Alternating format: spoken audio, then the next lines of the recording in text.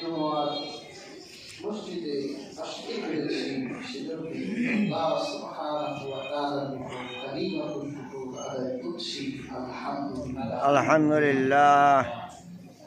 সূরাতুল বাকারা থেকে 256 নম্বর আয়াতটি তেলাওয়াত করেছি। আয়াতটিতে আল্লাহ সুবহানাহু ওয়া তাআলা বলেন, হে বিশ্বাসীগণ, পুরোপুরি ইসলামে প্রবেশ করো, শয়তানের পদাঙ্ক অনুসরণ করো না, নিশ্চয়ই শয়তান মানুষের প্রকাশ্য।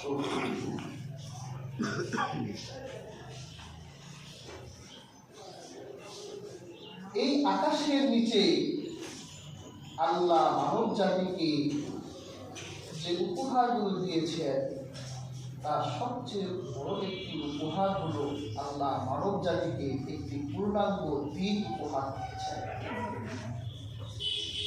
এই দিনটার নাম কি? ইসলাম। এটাই একমাত্র মনোনীত দিন। পৃথিবীর বুকে অন্য যাহারা অন্য যেই মতবাদের কথা বলে, অন্য যেই ধর্মের দাবি করে, তার একটিও আল্লাহ কর্তৃক প্রতিষ্ঠিত নয়, আল্লাহ কর্তৃক মনোনীত নয়। বলা যায় ইসলাম ছাড়া পৃথিবীর বুকে যত আদিয়ান, যত দিন আছে, যত মত ধর্ম আছে, সব বাতিল। আপনারা বলতে পারেন হুজুর খ্রিস্টানরা তো আছে, তাদের তো একজন নবী ছিল, এটা মুসলিমরাও বিশ্বাস করবে। ইহুদিরা একটি ধর্ম দাবি করে, তাদের একজন নবী ছিল, এটা ইসলামও। তাহলে কিভাবে এই কথা বলা যায় যে ইসলাম ছাড়া সকল মতবাদ, সকল দিন রহিত হয়ে গেছে, বাতিল হয়ে গেছে? কিভাবে বলা যায়? যখন আদম থেকে, হযরত নূহ থেকে পৃথিবীর বুকে শরীয়ত প্রবর্তিত হয়েছে, মানুষের জন্য বিধান বাস্তবায়িত হয়েছে, ধারাবাহিকতায় ইব্রাহিম যখন আসলেন, আল্লাহ ইব্রাহিমকে নির্দেশ দিলেন আসলিম, ইসলাম গ্রহণ করুন, আত্মসমর্পণ। বলল কে? আল্লাহ তাআলা বললেন, ইব্রাহিম নবীকে বললেন। হযরত ইব্রাহিম একটু সময় ভাবলেন না, সামান্য সময় ক্ষেপণ করলেন না। তিনি আল্লাহ যখন বললেন আসলিম, ইসলাম গ্রহণ করো, আত্মসমর্পণ করো, তখন ইব্রাহিম বললেন আসলামতু লিরাব্বিল আলামিন, আমি বিশ্বজাহানের প্রতিপালকের নিকট ইসলাম গ্রহণ করলাম, আত্মসমর্পণ করলাম। এই পৃথিবীর বুকে যারা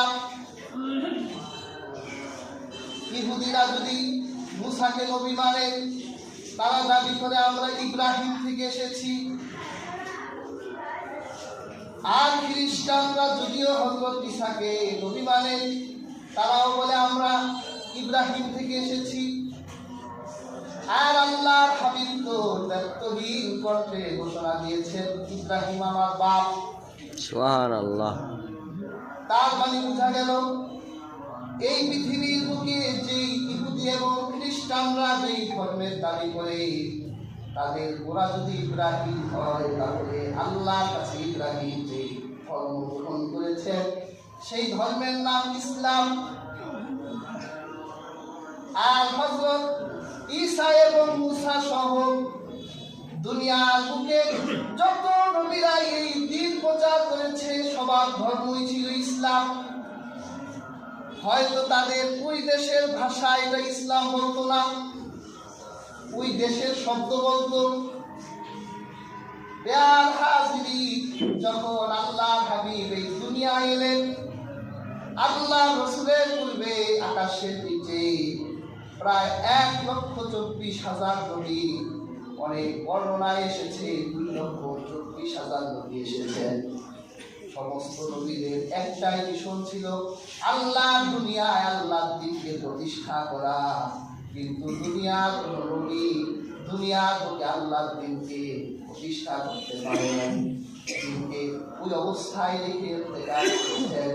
কিন্তু যখন আল্লাহ পেয়ারা রাসূল এই দুনিয়ায় এলেন, মাত্র 23 বছরে সমস্ত নবীদের রেখে যাওয়া সেই দ্বীনকে আল্লাহ রাসূল মাত্র 23 বছরে পরিপূর্ণ করে দিলেন।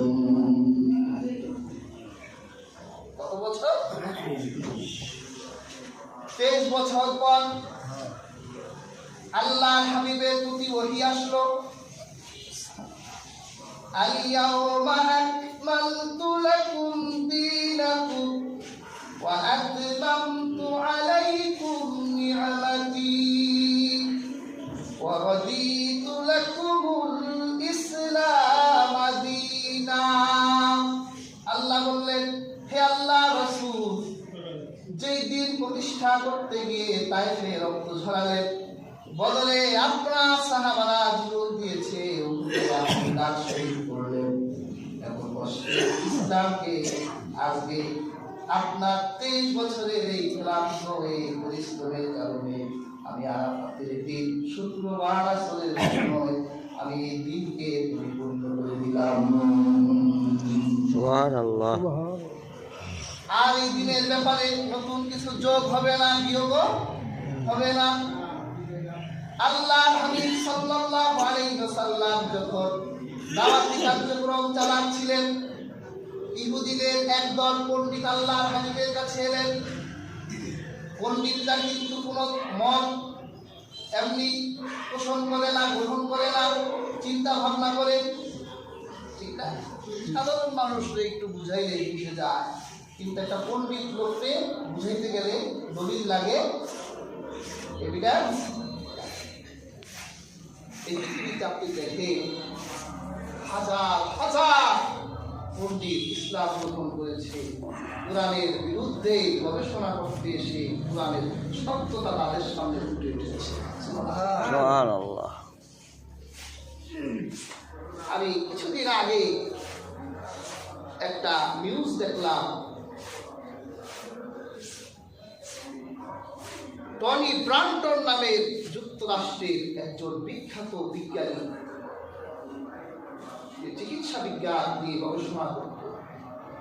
উনি খ্রিস্টান ধর্ম লালন করতেন। উনি দেখত বাইবেলের এক জায়গায় লেখা যে পৃথিবীর বুকে প্রত্যেক শিশু পাপী হয়ে জন্মায়।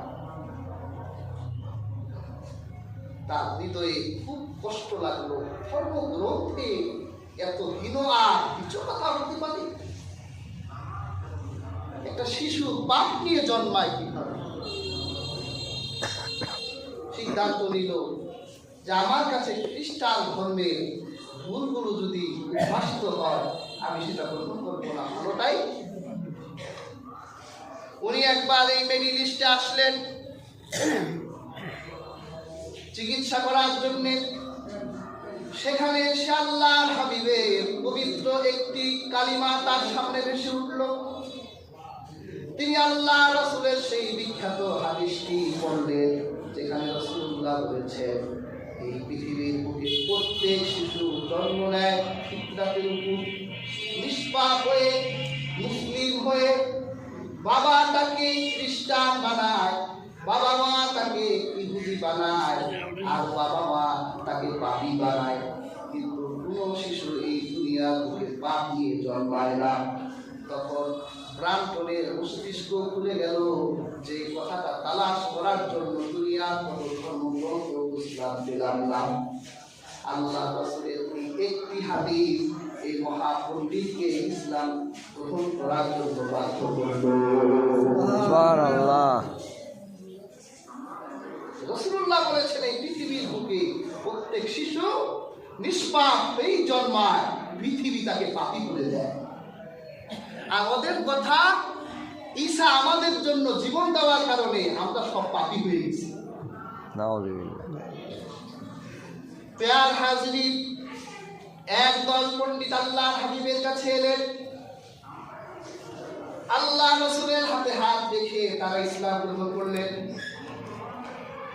যখন আল্লাহ পাক শরীয়তের বিধানগুলো দিতে লাগলেন, ইহুদি পণ্ডিতদের কাছে মনে হলো যে এই বিধানটা পালন করার মতো। আবার কিছু কিছু বিধান আছে যে বিধানগুলো একটু কষ্টের। তখন পণ্ডিত জ্ঞানী মানুষ চিন্তা করলো, পুরানো তো আল্লাহর কিতাব আর বাইবেলও তো আল্লাহর কিতাব, তাহলে আমরা যেহেতু জ্ঞানী, কোরআনের কিছু আয়াত মানব আর বাইবেলের কিছু আয়াত মানব, এইভাবে জীবন পরিচালনা করব। আল্লাহ পাক আয়াত নাযিল করলেন, ইয়া আইয়ুহাল্লাযীনা আমানু দুখুলু ফিস-সিলমি কাফাহ ওয়া লা তাত্তাবিউ খুতুওয়াতিশ শাইতান ইন্নাহু লাকুম আদুউম মুবিন। আল্লাহ পাক বলল, ইসলাম গ্রহণ করলে পুরোপুরি ইসলামে ঢুকতে হবে। আংশিক ইসলাম মানবা, আংশিক বাইবেল মানবা, আংশিক গীতা মানবা, আবার ইসলাম মানবা, রামায়ণ মানবা, সব মানবা, একসাথে হবে না। যদি তোমাদের মুসলিম হতেই হয় আর ইসলাম গ্রহণ করতেই হয়, পুরোপুরি ঢুকে যাও। আত্মসমর্পণ করলে পুরোপুরি আত্মসমর্পণ করো। অর্ধেক মানবা আর অর্ধেক মানবা না, অর্ধেক নিজের মন মতলবী অনুযায়ী চলবা আর অর্ধেক আল্লাহর বিধান দিয়ে জীবন যাপন করবা। সেটা আমি আল্লাহর কাছে গ্রহণযোগ্য হবে না। কি বলে আপনার বাচ্চাকে স্কুলে ভর্তি করবেন, চিন্তা করলেন ও একসাথে দুই স্কুলে পড়াবো, ভর্তি নিবে? পড়তে চাইলে এক স্কুলেই। যদি মনে করেন যে না আমি জমিদার, জমিদারের ছেলেকে আর এক মাদ্রাসায় পড়ে নাকি দুই মাদ্রাসায় পড়াবো, দুই মাদ্রাসার সিলেবাস একরকম হবে। দুনিয়ার স্কুলের টিচাররাই যদি একজন ছাত্রকে দুই জায়গায় পড়ার জন্য পারমিট না দেয়, আপনি একটা মানুষ দুইটা দিন মানবে, এটাকে আল্লাহ মেনে নিবে? এটা তো কখনো গ্রহণযোগ্য হবে না। আর যারা এই কাজগুলো করে তারা আখিরাতে ক্ষতিগ্রস্ত অন্তর্ভুক্ত হবে। আজকে হাজিরিন, চিন্তা করে দেখেন জীবনের কত অংশে আমরা আল্লাহর বিধানকে মানি আর জীবনের কত অংশে আমরা আল্লাহর বিধানকে ছেড়ে দিয়ে অন্য মতবাদ গ্রহণ করেছি। কিছু চিন্তা করেন, তাহলে দেখবেন আপনিও পরিপূর্ণ ইসলামে প্রবেশ করতে পারেন নাই। এই পৃথিবীর বুকে আল্লাহর দ্রোহী একজন শাসক 15 শতকে জন্ম নিয়েছিল, সম্রাট আকবর। নাম শুনেছেন? খুব অল্প বয়সে সিংহাসন দখল করেছিল সম্রাট আকবর। জীবনের শুরুর দিকে খুব প্র্যাকটিক্যাল মুসলিম ছিলেন, ইসলাম হৃদয়ে লালন করতেন। তার রাজ দরবারে জ্ঞানী গণিতের আনাগোনা লেগে থাকত। সম্রাট আকবরের কয়েকজন হুজুর ছিল, তাদের একজন ছিল মুল্লা ফয়েজি, আরেকজন ছিল আবুল ফজল। এত বড় আলেম ছিলেন তারা। আল্লাহ কোরআনের হরকত ছাড়া 14টা অক্ষর দিয়ে কোরআনের তাফসীর লিখেছেন। সুবহানাল্লাহ। পৃথিবীর বুকে বিরল তাফসীর, নুক্তা ছাড়া অক্ষর দিয়ে কোরআনের তাফসীর লিখেছেন। সম্রাট আকবর চিন্তা করলো, আমি এত জ্ঞানী গুণীদের সাথে চলি, তা আমার সাম্রাজ্যের প্রত্যেকটা মানুষকে একটা ধর্মে যদি রাখতে পারি তাহলে আমার রাজ্য চালানো সহজ হবে। বড় বড় হুজুরদেরকে ডাকলে, অন্য ধর্মের ব্রাহ্মণ পণ্ডিতদের ডাকলে, অন্য পারসিক ধর্মের পণ্ডিতদেরকে ডাকলো, বৌদ্ধ পণ্ডিতদের ডাকলে, সবাই মিলে সবার ধর্ম থেকে আমার এই বাড়তি কিছু মতামত ঢালে। সবাই মতামত ঢাললো, একটা ধর্ম বানালো দ্বীনে ইলাহি। নাউযুবিল্লাহ। দ্বীনে ইলাহিতে কিছু নিয়ম কানুন দিলেন যে রবিবার হবে পবিত্র দিন। কেউ যদি দ্বীনে ইলাহি গ্রহণ করতে চাও তাহলে রবিবার দিন গোসল করে এসে বাদশাহ আকবর সিংহাসনে বসবে, তোমরা তোমাদের মাথার পাগড়ি খুলে তার পায়ে সেজদা দিবে। নাউযুবিল্লাহ। তারপর তিনি হাতে ধরে উঠিয়ে দ্বীনে ইলাহির দীক্ষা দিয়ে দ্বীনে ইলাহির অনুসারী বানিয়ে দিলেন। ইসলামের কিছু বাণী নিয়েছে, হিন্দু ধর্মের কিছু বাণী নিয়েছে, তারপর খ্রিস্টানদের কিছু বাণী নিয়েছে, জৈন মানুষের সব বাণী মিলাইয়া একটা বাণী বানাইছে। আর আল্লাহ বলে ধর্ম কয়টা? একজন আরেকজনের সাথে দেখা হলে আমরা কি বলি? আসসালামু আলাইকুম। আর আকবর বলল ইলাহির প্রত্যেক অনুসারীরা একজন আরেকজনের সাথে দেখা করে বলবা আল্লাহু আকবর। নাউযুবিল্লাহ। আকবর বড় আল্লাহ। আর এটার জবাব দিবে কি? জানলে জালালুহু, মানে তারই তো ক্ষমতার ভিতর আছে। জানলে জালালুহু।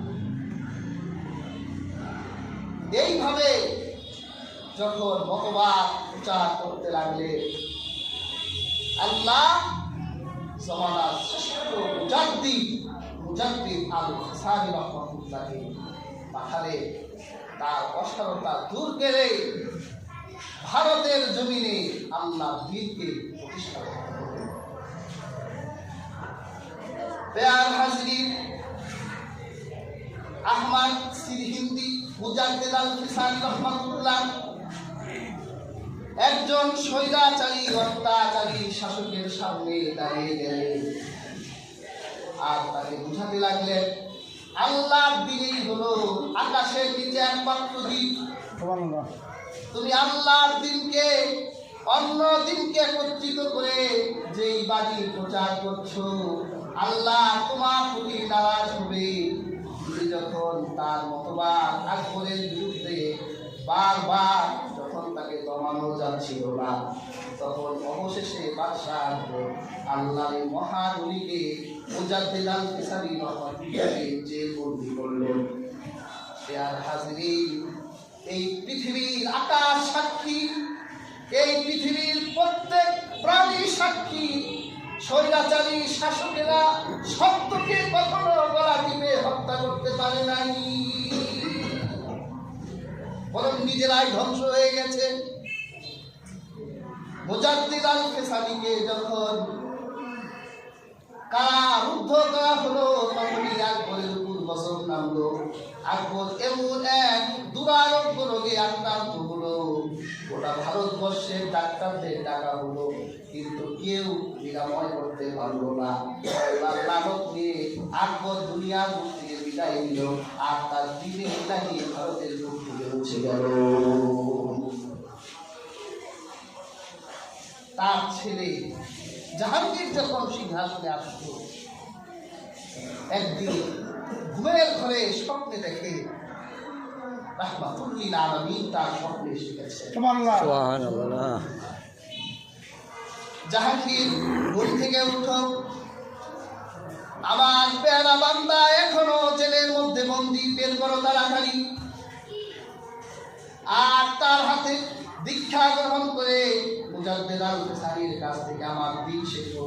সম্রাট জাহাঙ্গীর মুজাদ্দিদ আল-হাসানীকে জেল থেকে বের করলেন আর তার হাতে তিনি সুন্নি মতবাদ গ্রহণ করলেন। প্যার হাজরিন, মোগল সাম্রাজ্যের প্রত্যেকটা শাসকই ছিল শিয়া, সুন্নি মতবাদ প্রথম গ্রহণ করেছে সম্রাট জাহাঙ্গীর মুজাদ্দিদ আল ফিসানির হাতে দেয়ার হাজিরিন বাদশাহ বলতে দিনে ইলাহি দুনিয়ার মধ্যে প্রতিষ্ঠা হয়েছিল। এই দিনে ইলাহির ভিতরে আল্লাহর দিনও ছিল, অন্য দিনও ছিল, কিন্তু একসাথে সব দিন আল্লাহর কাছে গ্রহণযোগ্য হবে না। আল্লাহর কাছে একমাত্র দিন হলো ইসলাম। আর আল্লাহ ঘোষণা দিয়েছেন, তোমরা ইসলামে পরিপূর্ণ ঢুকে যাও। কোনো মতবাদ তোমরা বাইরে থেকে নেবে, আর কোনো মতবাদ তোমরা ভিতর থেকে নেবে, এটা হবে না। হাজিরিন, আমরা দাবি করি আমরা মুসলমান, আমাদের ঈমান আছে, কিন্তু এই জীবনে এমনও অনেক কাজ করছি যে কাজগুলো করার কারণে আমাদের ঈমান ভেঙে যাচ্ছে। আমরা তো সবাই ওযু ভঙ্গের দোয়া জানি, ওযু ভঙ্গের কারণ জানি। ওযু ভঙ্গের কারণ কয়টা শিখায় না? তা আমরা বলি ওযু ভঙ্গের কারণ 7টা। এই 7 কাজ করলে ওযু ভেঙে যায়, কিন্তু কখনো কি শুনেছে যে ঈমানও যে ভেঙে যায়? ঈমান ভাঙার কারণ কি? ওযু ভেঙে গেলে ওযু যেমন করতে হয়, ঈমান ভেঙে গেলে আবার ঈমান আনতে হয়।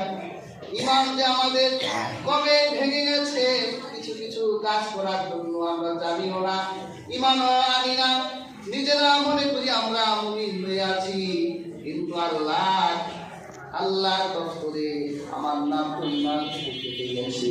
ইয়ার হাজিরিন, আমরা যখন ওযু করলে, যখন আমাদের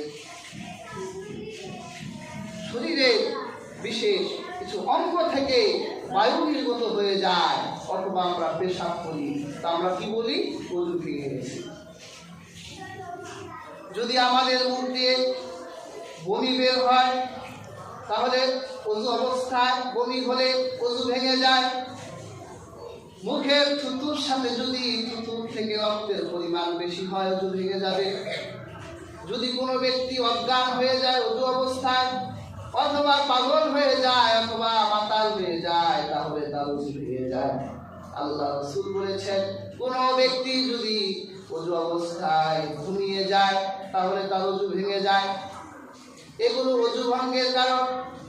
কিন্তু হাজিরিন, আমাদের ঈমান ভাঙার কারণগুলো কি?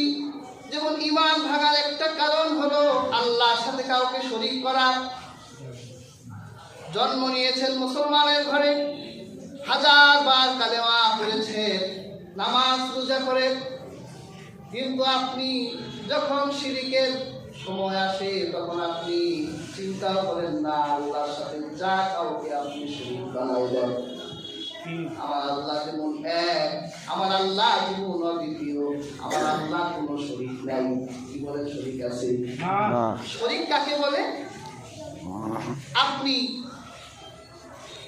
একটা জায়গায় বাস করেন, আপনার ভাই শরীকানায় জায়গা পেয়েছে, আপনার ভাই আপনার কি শরীক? আপনি বলেন না যে ওটা আমার শরীক?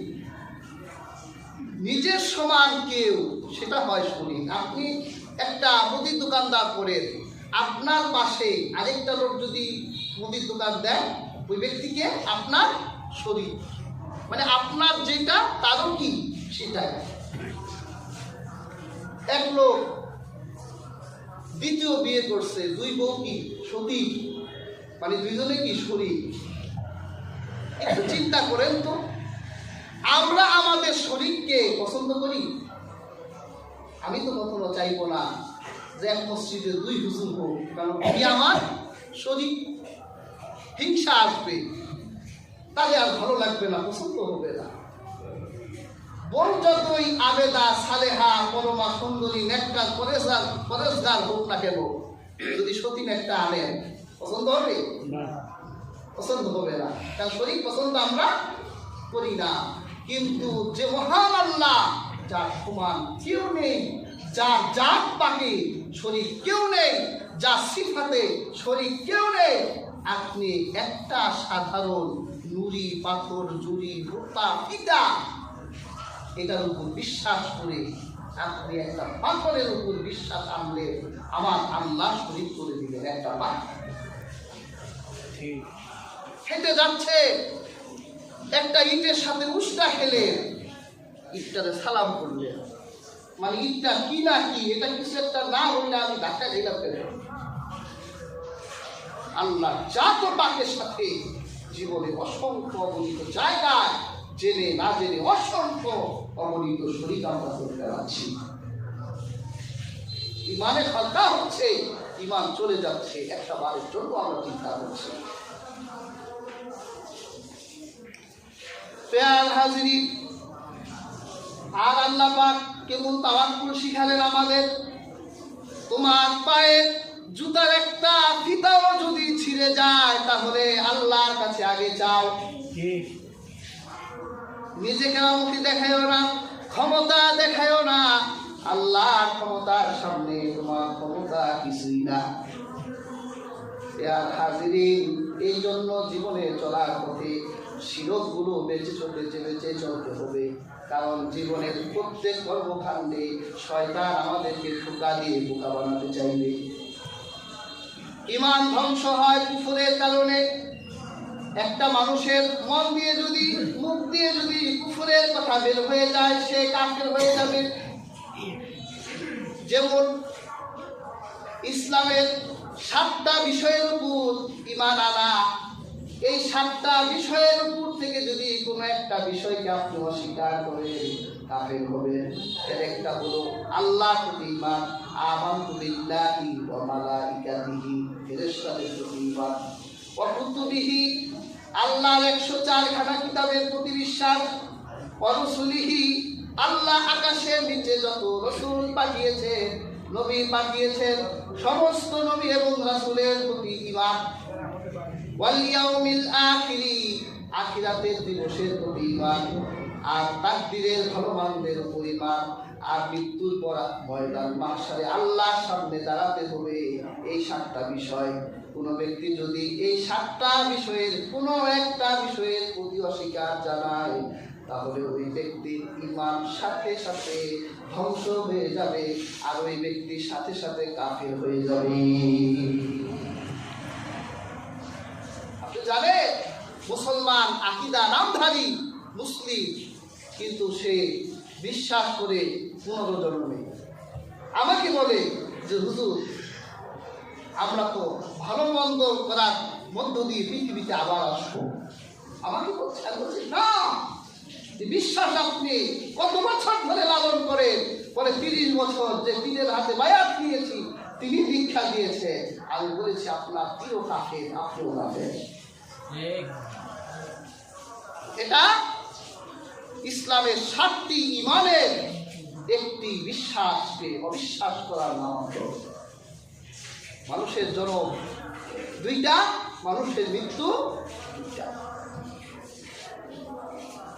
আল্লাহ কোরআনে বলেছে, তোমরা এক সময় কাইফা তাকফুরুনা বিল্লাহ, তোমরা কিভাবে আল্লাহকে অস্বীকার করো, অথচ তোমরা একদিন মৃত ছিলে, অর্থাৎ তোমরা কিছুই ছিলে না। আমি আল্লাহ তোমাদেরকে জীবন দিয়েছি। এই যে জীবনটা দিয়েছে কে? আল্লাহ দিয়েছে। এরপর সুম্মা ইউমিতুকুম, তোমরা আবার মরে যাবে। 2টা মৃত্যু হলো। তারপর আল্লাহ পাক বলে সুম্মা ইউহয়িকুম, আবার আমি জীবিত করব, হাসরের ময়দানে নিব। পাপ পুণ্যের বিচার হয়ে জাহান্নাম জান্নাত হয়ে, এই 2 জন্ম আর 2 মৃত্যুতে মুসলমানরা বিশ্বাস করে। এটা পুনর্জন্ম নয়, পুনরুত্থান।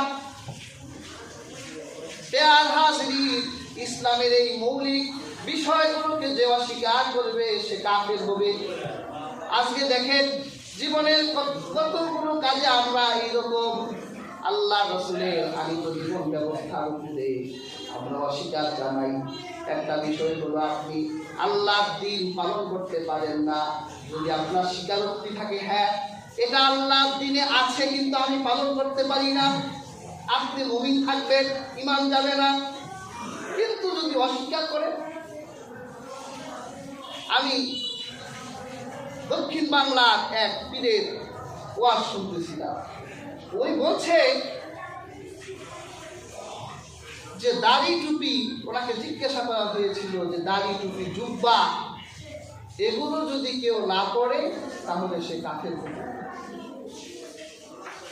তিনি জবাব দিলেন তাহলে ঘোড়ায় চড়াও তো সুন্দর, তো এই ঘোড়ায় তো বাংলাদেশে কেউ চড়ে না, বাংলাদেশের সব কি হাজির। আমরা তো এই কথা বলি না যে কেউ রাসূলুল্লাহ সুন্নত পালন না করলে সে কাফের হবে। আমরা বলি যে রাসূলুল্লাহ সুন্নতকে অস্বীকার করবে সে কাফের হবে। আপনি পালন করতে পারছেন না কিন্তু আপনার বিশ্বাস আছে, আপনি দাঁড়িয়ে রাখতে পারছেন না কিন্তু দাড়ির প্রতি আপনার সব বিশ্বাস আছে, দাড়ির প্রতি আপনার নিয়ত আছে যে হ্যাঁ দাড়ি আল্লাহ রাসূলের সুন্নত আমি পালন করতে পারছি না, তাহলে আপনি কাফের হবেন না। কিন্তু যখনই আপনি বলবেন দাড়ি আছে কোথায়, তখনই আপনি কাফের হয়ে যাবেন। রাসূলুল্লাহ আমাদের আল্লাহর হাবিবের শরীয়তের একজন বিখ্যাত মুখপাত্র ছিলেন ইমাম আবু হানিফা রাহমাতুল্লাহ, তার একজন ছাত্র ছিলেন ইমাম ইউসুফ রাহমাতুল্লাহ। তিনি একদিন মজলিসে বসা, তার মজলিস থেকে একজন ব্যক্তি বলে উঠল যে আমি লাউ অপছন্দ করি। তখন ইমাম ইউসুফ যেহেতু প্রধান বিচারপতি ছিলেন, তিনি ফতোয়া দিলেন, রায় দিলেন এই লোকটা কাফের হয়ে গেছে, একে শরীয়তের আদালতে তুলে এর শিরচ্ছেদ করে দাও। সবাই বলল কেন সে কাফের হলো কেন?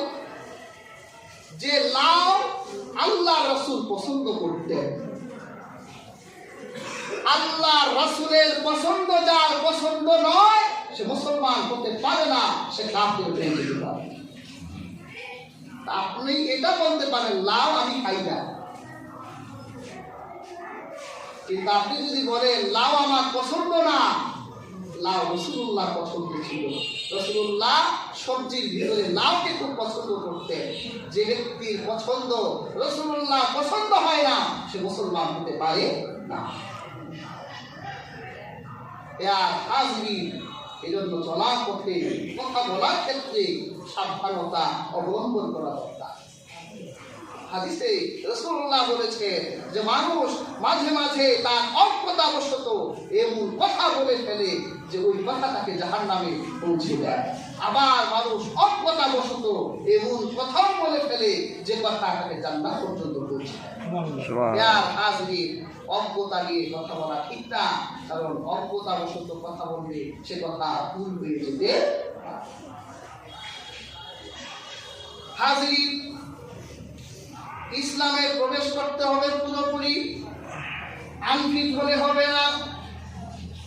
তারপর আল্লাহ পাক আলোচিত আয়াতে বললেন ওয়ালা তাত্তাবিউ খুতুওয়াতিশ শাইতান ইন্নাহু লাকুম আদুউম মুবিন।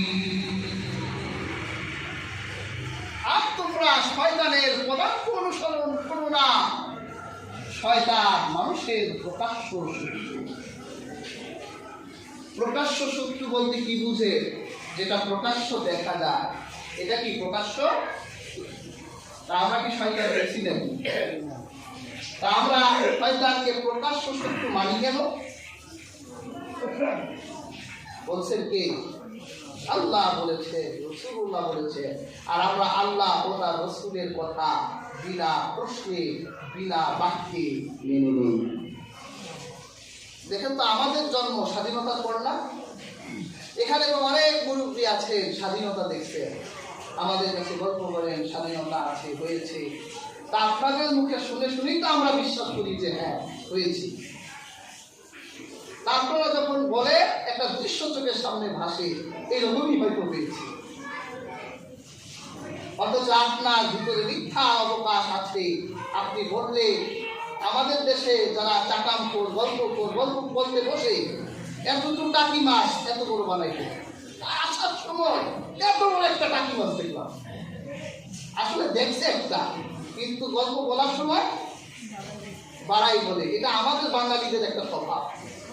তো মুক্তিযোদ্ধার গল্প অনেকে বললে আমরা বুঝি তো যে উনি বাড়াচ্ছে কমাচ্ছে, কিন্তু আমার আল্লাহ এমন একটি কথা বললে যে শয়তান আছে আর সেটা তোমাদের প্রকাশ।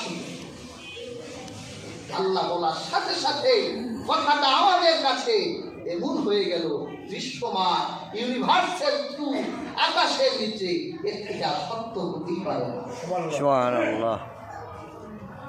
হাজির, শয়তান এবং তার দলবল আমাদের বিভ্রান্ত করতে চায়, কারণ আল্লাহর কাছ থেকে শয়তান এই পাওয়ার নিয়ে এসেছে। কুরআন কারীমের সূরা ফাতিরে আল্লাহ পাক শয়তানের এই ঘটনা বলেছেন। যখন শয়তান আদম আলাইহিস সালামকে সিজদা দিল না, তখন আমার আল্লাহ শয়তানকে জিজ্ঞেস করল যে মা মানাকা, কোন জিনিস তোমাকে বাধা দিল? তখন শয়তান বলল আমি আগুন আর আদম মাটি। আমি আগুন, আগুনের চেয়ে উত্তম কখনো অধমের কাছে নত হতে পারে না। আল্লাহ পাক শয়তানকে বয়কট করলো। ইন্নাকা রাজিব, তুই তো বয়কট হয়ে গেলি, আমার কাছ থেকে বিতাড়িত হয়ে গেলি। শয়তানকে আল্লাহ বয়কট করে দিল। শয়তান আল্লাহকে ডেকে বললো, আল্লাহ আমি এত সেজদা দিয়েছি, আপনি গোটা জমিনকে একত্রিত করলে গোটা জমিনের এমন কোনো জায়গা বাদ থাকবে না যেখানে আমার কপাল আর নাম তোমার সেজদায় না হয়েছে। আল্লাহ আপনি কি আমাকে কিছুই দিবেন না? আল্লাহ বললো তুই কি চাস বল।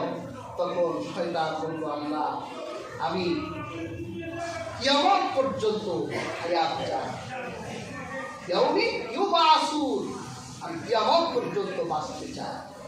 আল্লাহ বলল ঠিক আছে, যা, তোকে কিয়ামত পর্যন্ত হায়াত দেওয়া হবে।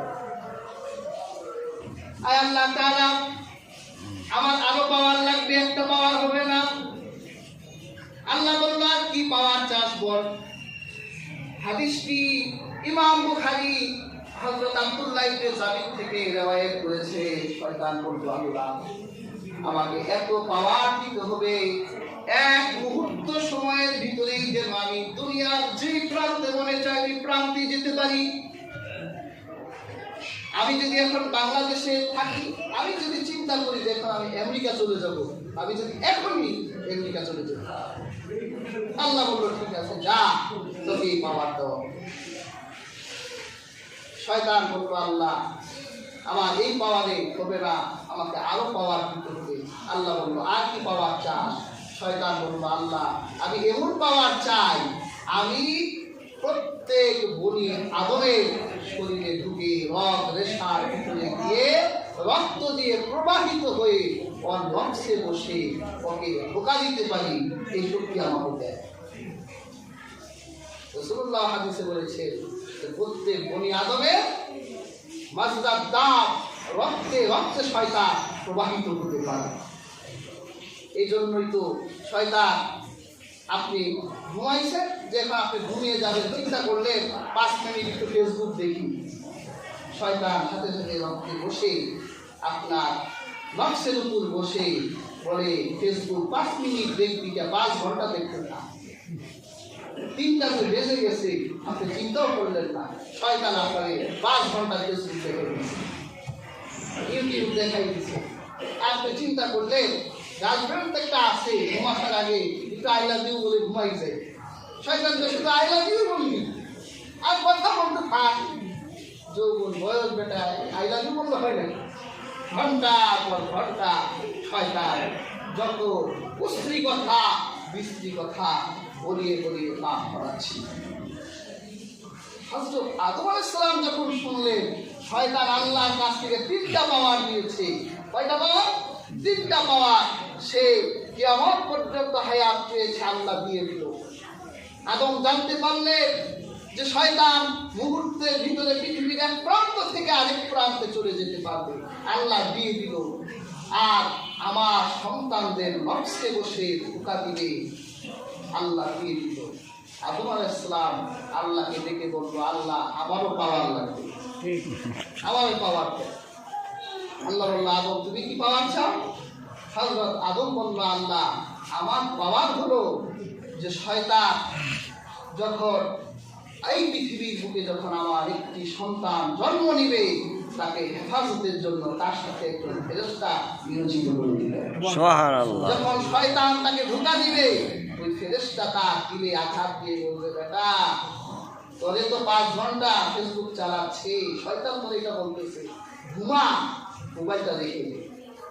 এইরকম বোধ যাতে ফেরেশতা তৈরি করতে পারে, এই জন্য প্রত্যেক আদম সন্তানের সাথে আপনি একটা ফেরেশতা দিয়ে দেন। আল্লাহ বললেন আল্লাহ আমার এতেও হবে না। আল্লাহ বলে আর কি চাস? যদি আপনার বান্দারা শয়তানের ধোঁকায় পড়ে জীবনের প্রত্যেক বসন্ত পার করে ফেলে, আকাশের নিচে সবচেয়ে বড় পাপীও হয়ে যায়, আর মৃত্যুর বিছানায় যখন শুয়ে পড়বে, আর হলকুমের নিচে যখন জীবনটা থাকবে, ওই মুহূর্তেও যদি আপনার বান্দা তওবা করে, তাহলে তার 50 বছরের গুনাহগুলোকে মাফ করে দিতে হবে। সুবহানাল্লাহ। আল্লাহ বলে যা করে তা মেনে নিলাম। শয়তান তো পাওয়ার নিয়ে আল্লাহকে বলেছিল, আল্লাহ জাতির কসম করছে যে ফাবি ইজ্জাতিকা লাউগওয়িয়ান্নাহুম আজমাইন। আল্লাহ আপনার ইজ্জতের কসম খেয়ে বললাম, আপনার সব বান্দারে আমি জাহান্নামে পাঠিয়ে দিয়েছি। আপনি আমাদের রসিম বলছেন, বয়কট করে দিয়েছেন, জাহান্নামের অধিবাসী বানাইছেন, আমিও আপনার সব বান্দাদেরকে একা যাব না, সব টিরে বয়কট বানাইয়া জাহান্নামে দিব। আল্লাহ শয়তানকে বলতো যা তুমি নে, কিন্তু শুনে রাখ, আমার বান্দা জীবনের পরন্ত বেলায়ও যদি এসে তার জীবনের ভুলগুলো বুঝতে পারে, তুই তো আমার চ্যালেঞ্জ দিই, তোর চ্যালেঞ্জ গ্রহণ করলাম, পরন্ত বেলায় যদি তওবা করে আমি তোর সব ষড়যন্ত্র করে আমার বান্দাকে আমি মুক্ত করে দিই। সুবহানাল্লাহ। সেটাই তো করবে আল্লাহ, কেমন দয়াশীল হবে। সুবহানাল্লাহ সুবহানাল্লাহ। হাদিসের কিতাবে এসেছে যে যখন সমস্ত জান্নাতীরা জান্নাতে যাবে, জাহান্নামীরা জাহান্নামে যাবে, শয়তান আর ওর চেলা চামুন্ডাদের নিয়ে যখন জাহান্নামে জ্বলতে থাকবে, আল্লাহ তার পুত্রকে হাত জাহান্নামের ভিতরে ঢুকাই দিবে, এক অঞ্জলি উঠাইয়া শয়তানকে বলবে যা এগুলি আমি জান্নাত দিয়ে দিলাম। সুবহানাল্লাহ। আজকে শয়তানের পদাঙ্ক অনুসরণ করা সমুচিত নয়। যে আল্লাহ আমার প্রতি দয়ালু মেহেরবান, সে আল্লাহর প্রতি আমাদের প্রত্যেকে ফিরে আসা উচিত। সে আল্লাহ দেয়া পথ ও মতের উপর আমাদের চলা উচিত। আল্লাহ সুবহানাহু ওয়া তাআলা আমাদের প্রত্যেককে আল্লাহ দ্বীনের পরিপূর্ণ প্রবেশ করার শক্তি দান করুন এবং